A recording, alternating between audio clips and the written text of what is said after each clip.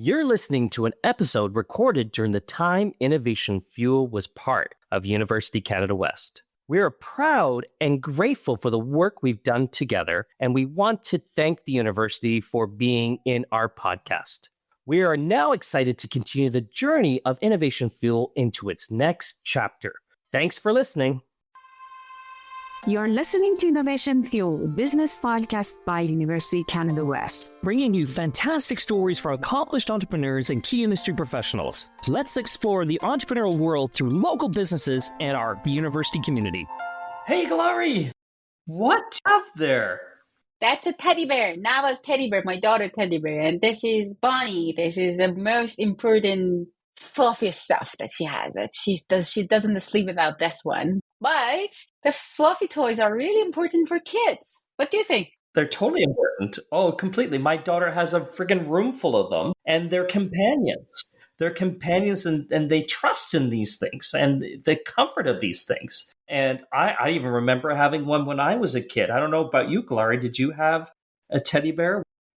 I had a gray mouse that I have it myself all the time. But the problem of these teddy bears are they don't talk at all. They don't communicate. Well, and I think is that the problem, or is there an opportunity there?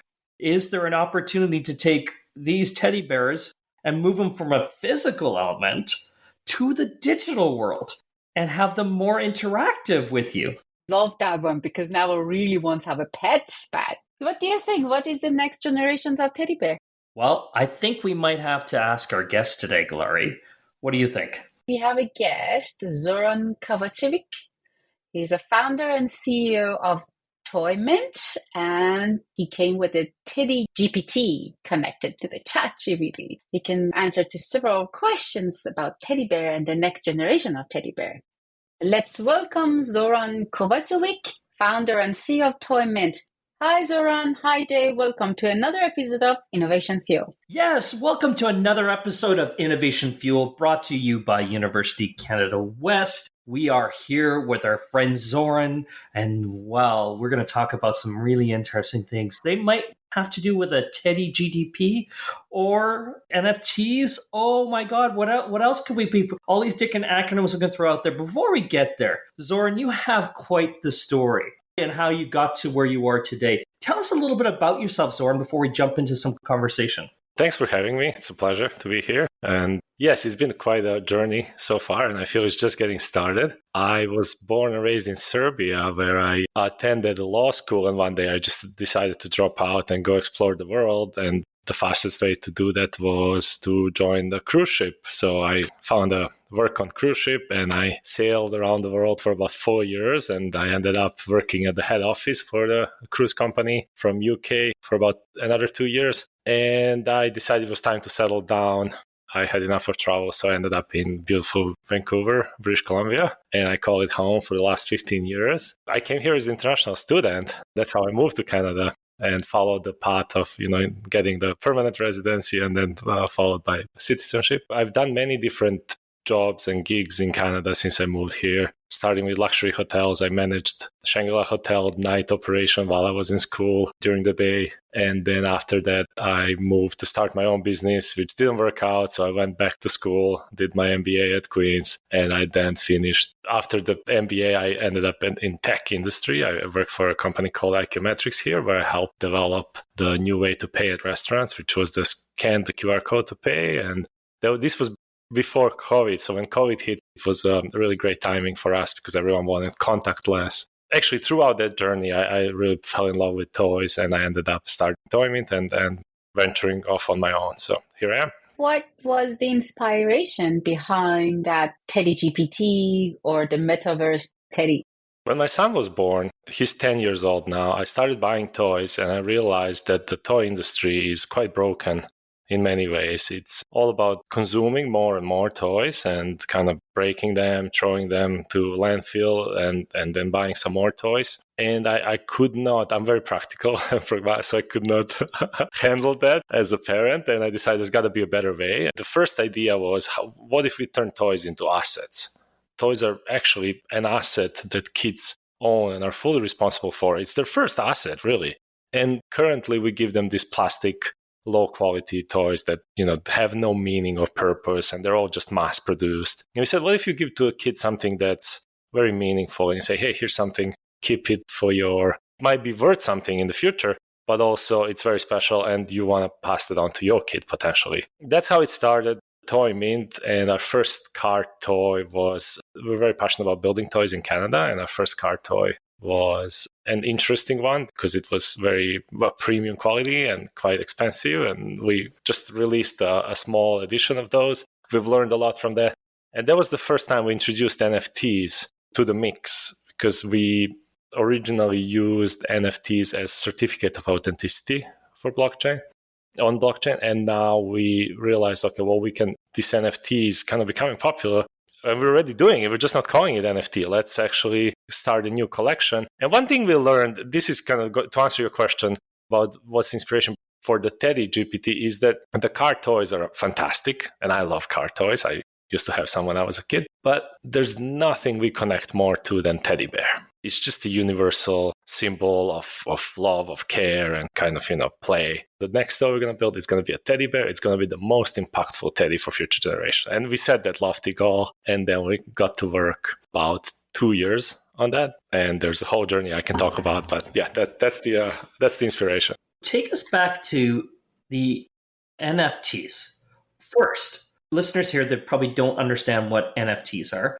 So tell us what the NFTs are, and tell us what led us down that journey towards the NFTs. Why did you go to the NFTs?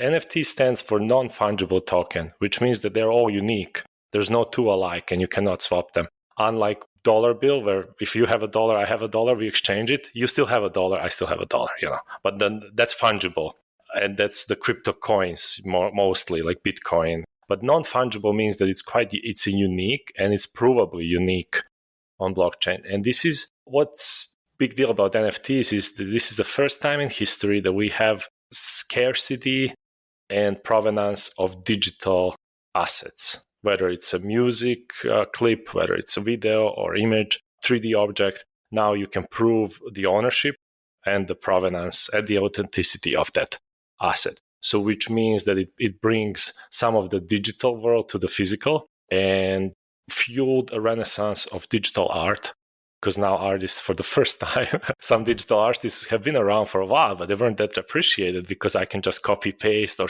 right-click save their work. But now if I can prove that I have this is my collectible, I can put it up on my screen, then it becomes more valuable, clearly. So that's the NFT. Many people call it a new layer of the internet, where everything will be an NFT with its own, identity. And we're very early still. It's still a lot about speculation and hype.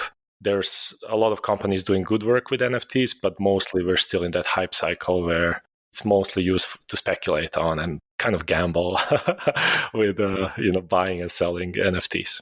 I told you at the beginning that I'm really excited about TeleGPT to have it for my daughter. So, if you're going to the product development, what was the process, and how did you integrate generative AI in a physical toy? We need to start with the vision, and that's probably the hardest and the most important thing to do from the beginning, to set a long-term vision, decades in the future, and then be open to how to get there. And that's what we did. We said, what is the most impactful teddy? Well, there's many things we can do for most impactful teddy. One is make the actual physical toy high quality, make it durable, kid-friendly, playable, so all the things. But then beyond that, we can connect it to a digital twin that is also a 3D asset, which can move around in different games or videos, so you can show up on commercials. And, so you own this, basically an asset, right? And our last kind of checkbox on that vision was that it's going to be smart. It will be an AI-powered smart. But we had that far into the future, right? And we had augmented reality much closer to today. But what has happened is with generative AI, when ChatGPT kind of brought attention to this whole category, the last checkbox is actually happening right now, and then we can start working on it now. And that's why I say it's such a beautiful thing when you have a vision that you're very passionate about. Things change all the time, and you adapt to that in terms of how you put the pieces together of that puzzle, as long as you know the kind of end vision that's very strong, so it pulls you through, all the pivots and changes, because it does happen with every business. Is there any ethical considerations you need to do for Teddy GPT? Absolutely. So one is, I think we have an ethical obligation to expose our kids to AI as soon as possible, because it's going to dominate their lives, and get them very comfortable with it and get them involved in this conversation about where AI is going. But also we have an obligation to make sure that AI is safe for kids right now, so that when we introduce them to this AI companion, that actually only good comes out from that interaction. And I think we're on the path to doing both. There's parental control is going to be inside of the screen time, digital interaction time. All the parents are struggling with the screen time and how much digital interaction the kids should have it. And also what kind of content they will have access to that one. Those are stuff that comes to the parental control.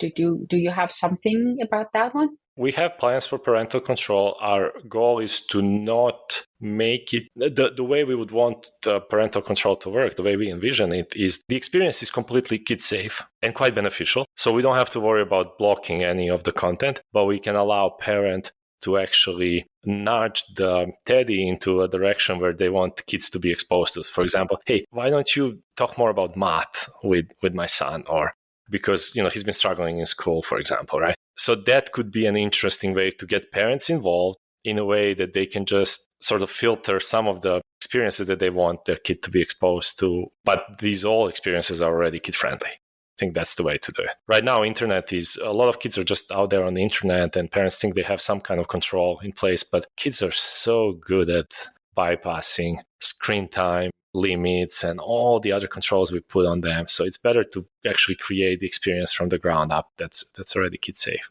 This is both a physical toy and a virtual toy. And there's a name for that, isn't there, Zoran? There is a name for that. Currently, it's called Pigital, kind of combination of physical and digital. And I think it's quite a clever term. I like it. We use it to describe what we do, because where we're heading now is this more of an immersive computing experience. So for years, we've been only experiencing our digital world through 2D screen, and it's served us great.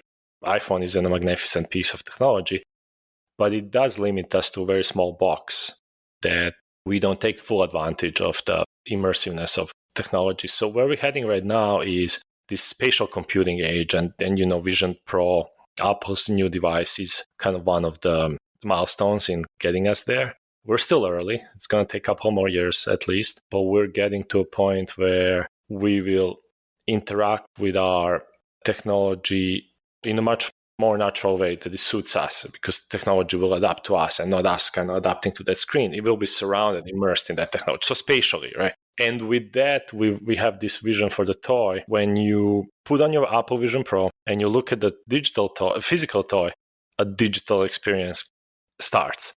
And the Teddy will say, hey, hi, how are you? I've been waiting for you. Even if you didn't have it before, first time you put it on, you look at the Teddy and he's like, hey, I've been waiting for you. Let's play. What took you so long? And we think that's magical, really magical. So that's one of aspects, kind of why we're working on it as a digital toy. The other one is just the storytelling, because the toy itself is great for imaginative play, and we want to encourage kids. It's a very simple toy, as you've seen. It has magnetic hands and head and NFC chip inside, but other than that, it's intentionally left simple so that the kids can, play without any noise or sounds, because they're overwhelmed with a lot of stimuli today. But then they can connect better to the digital character in terms of stories that we can tell, and use that character as a kind of ambassador for good things we want to teach our kids to. So Zoran, on this element, this is a very forward-thinking toy element. Like, how do you get to market with it? How do you reach the right customers with this offering in order to start to see this future element where you see, because we know that the Vision Pro is still very early on in that element, and there's probably going to a large uptake to that over the next number of years. You're absolutely right. We have been historically, as Toy Mint, a bit early with everything, and we've realized that we need to meet people where they are currently and not kind of try to get them to where we want them to be.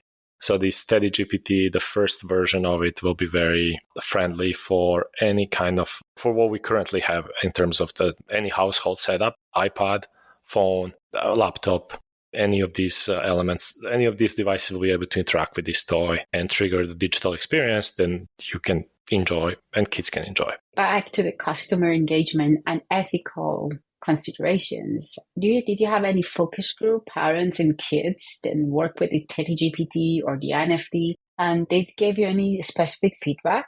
Absolutely. So we try to talk to as many parents as possible, as often as possible. And we're getting definitely not going to be for everyone in the beginning. Some people are still quite skeptical about AI, and they will say that, I don't want my kids to be exposed to that. Others just there's the other kind of middle group just needs a good experience so they can wrap their head around it. And I think we can achieve that. And then there are parents who are like, just give it to me now. I want it. So we'll focus on the early adopters first. And we'll keep learning and evolving. This is a continuously evolving project. We see this as something that should last forever, basically. That should be continuous improvement and capturing of human wisdom in the form of a Teddy that can then guide the future generation throughout any potential scenarios that we might have in the future, because we still don't know what's going to happen. This AI can go many different directions, and it's a perfect tool for mass manipulation and control for sure. And it's good to provide our kids with a companion that can actually be a trusted advisor for them, that's been vetted by their parents and infused by the wisdom of their family and community. And we think it's a project worth pursuing. During this time, what is the most challenging for you to launching the toy? Great question. Let me pull up my list here. I'd say the challenge is to communicate what we're doing in a way that is easy to understand for pretty much mainstream customer. Because earlier, Dave, you called me out, and I absolutely appreciate it. I was talking about NFTs, but I never mentioned what the NFT is, and that just tells you that we have our little bubble where we kind of, have expectations that everyone has the same experiences, and that's absolutely not true. So I would say that, and just prioritizing what do we work on next, because we have so many ideas. And if I ever write a book, I'm going to call it a sequence, but I first need to figure out the right sequence so that I can write a book about it. But I think sequence is so important. What do you first in order to build foundation for the next? And I think so far we've made pretty good foundation for what's to come next. Made few mistakes along the way, of course, but I feel directionally we're moving in the right direction, and that's what keeps me going. Well, it's funny because I teach entrepreneurship as well as e-commerce, but I talk to my students about KISS syndrome and keeping it very simple, because if they understand simplicity, they are going to understand what you're trying to achieve with creating that value, the value creation right there. That's just the starting point, because as you said, as you're learning, as you're going through that process, is that this is the first MVP. There's going to be multiple MVPs as we go, and we find that journey where the customer wants to take this. So leading off that, Zoran, I really want to talk more into the next evolution. Where is this going next? We've talked about the NFTs. We've talked about ChatGPT, and we talked about AI generation and that element. Where do you go next with this? To say the best term to describe it would be an AI agent, something that can operate independently and autonomously with a little bit of guidance from, kid parent. And it can be a proxy even for kids' privacy online, where your Teddy is interacting with things and not you directly.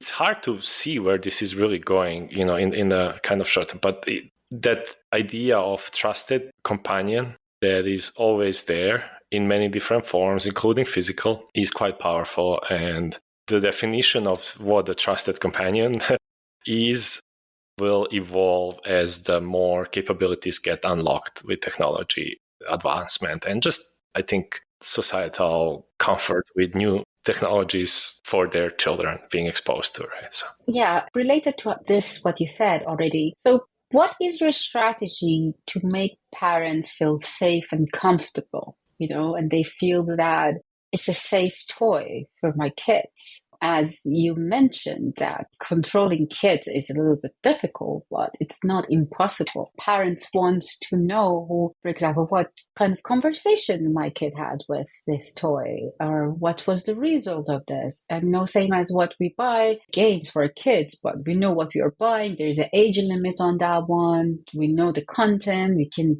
read it. We can have a preview of the content.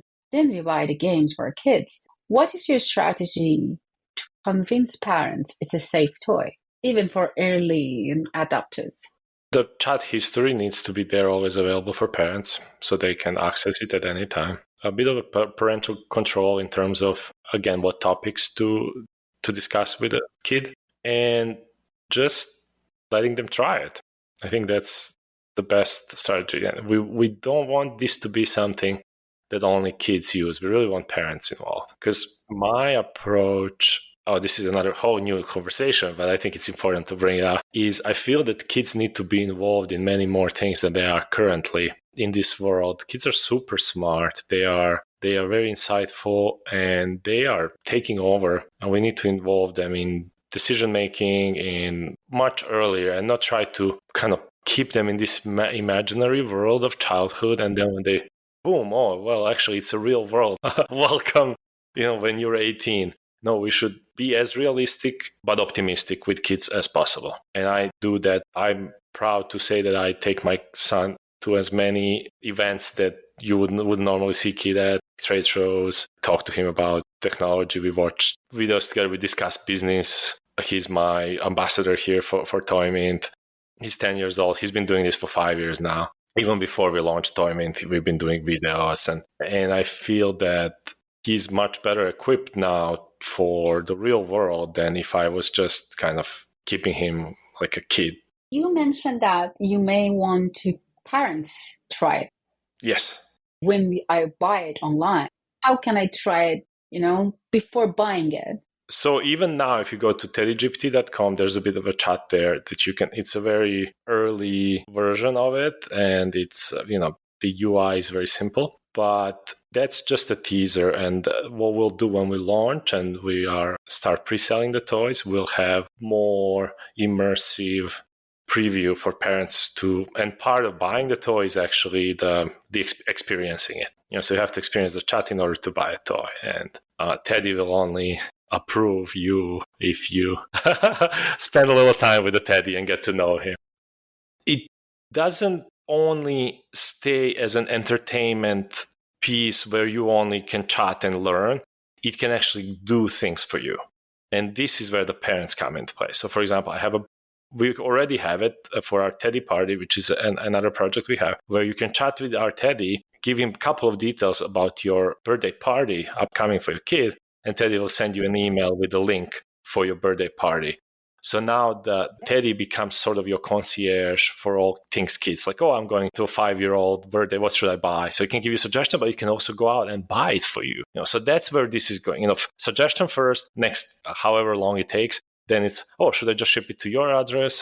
We always think about parent experience at the core of everything we do, because parents are true heroes of today's world that are really not appreciated as much. Raising kids in today's world is extremely challenging, extremely rewarding, but also extremely challenging because all the expectations. You need to be the best parent, but you also need to be the best husband, and you need to be, there's so many layers there, right? I know when I was growing up, my parents kind of knew they have a kid and the kid's somewhere around there, and that's it, Now it's like the whole, expectations on parents but also oftentimes what happens is well-meaning, well-intentioned people who have good intentions, they come to you and they want to help you, but they give you a job. For example, someone brings you a toy for your kid's birthday party and they think, I made your kid happy. But then the toy needs 6 batteries that you don't have and you need to unbox it and, remove all the screws. And half an hour later, you're kind of done. You don't have batteries, so now the kid's not happy.